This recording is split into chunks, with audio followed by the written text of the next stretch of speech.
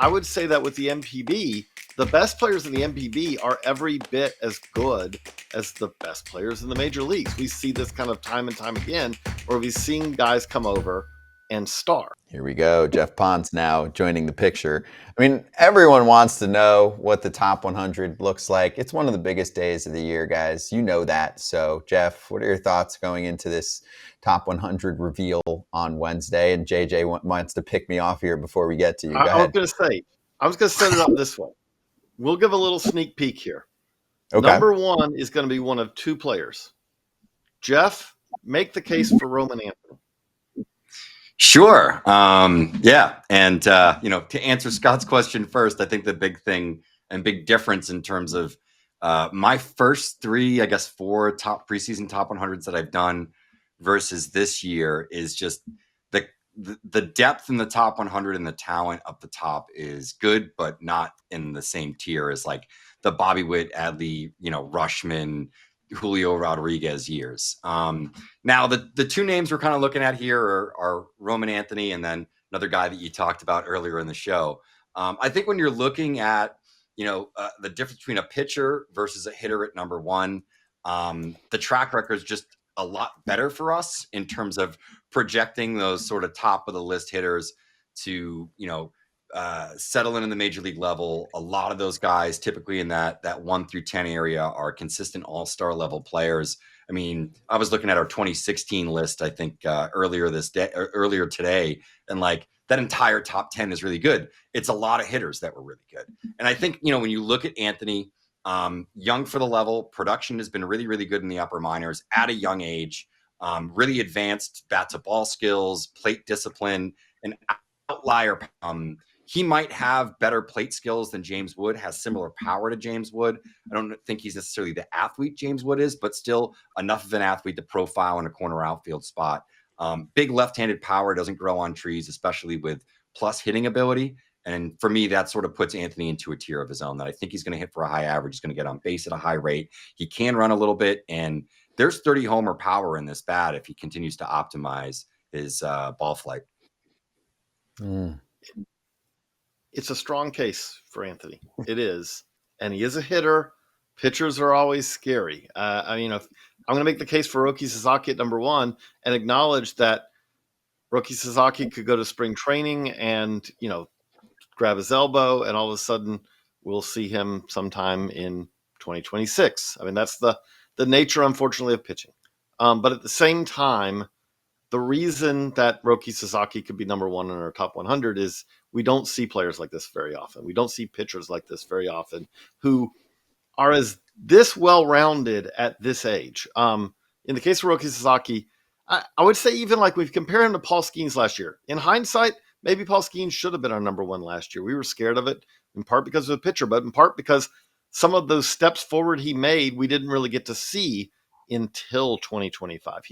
He added pitches, he improved his repertoire, and that's kind of another part of pitching. In the case of Sasaki, we have a guy here who has two basically near top of the scale pitches at his best, fastball and a splitter. He has a slider that I think Geoff and I both agree, could probably improve. But it's already reasonably effective. Knows how to pitch, and it's really not a finished product, but it's a product that at this age could be really effective, even if he's not a fully finished product yet.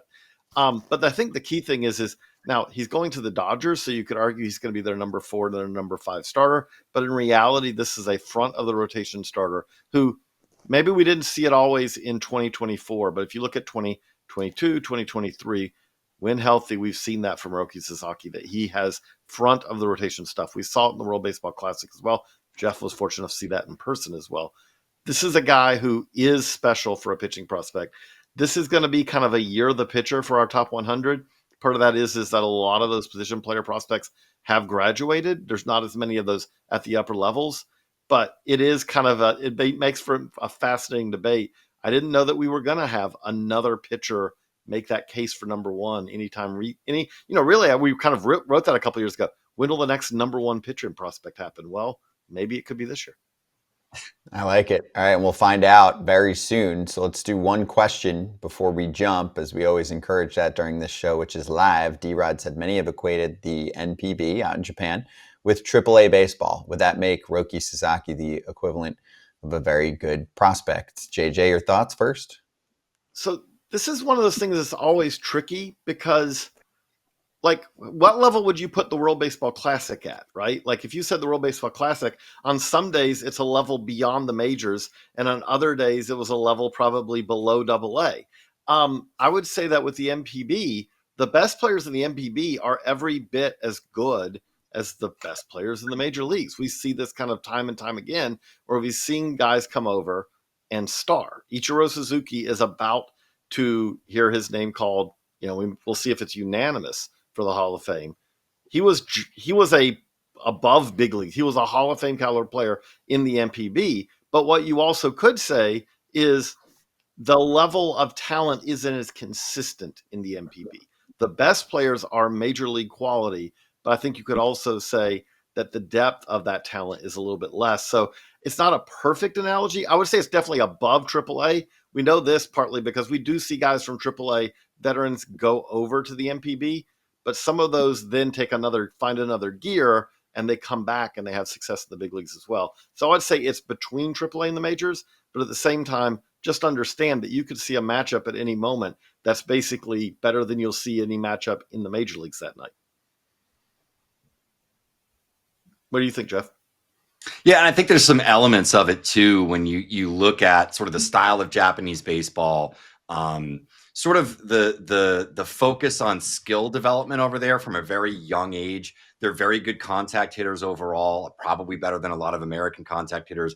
So you may be trading a little bit of power, but a lot of those guys make for very difficult outs. I mean, there were guys in those World Baseball Classic lineups that probably would be fringe major leaguers for Japan, sort of at the bottom of the lineup, that are still guys that can get on base, grind out at bats against major league quality pitching.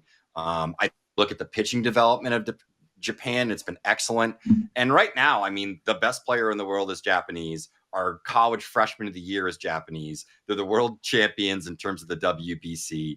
The top pitching prospect world is Japanese. I mean, there's not much that you can knock on Japanese baseball right now. It's on America to maybe step it up a little bit. I'm just saying.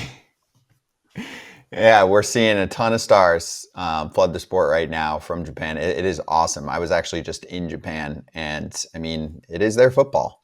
Straight up, you ask anybody if they're into sports, they say yes. The next thing is, let's talk baseball. So that was really cool for me. I was like, damn, this feels like what, the 70s or 80s, something like that. Maybe a portion of the 90s in our world in the USA.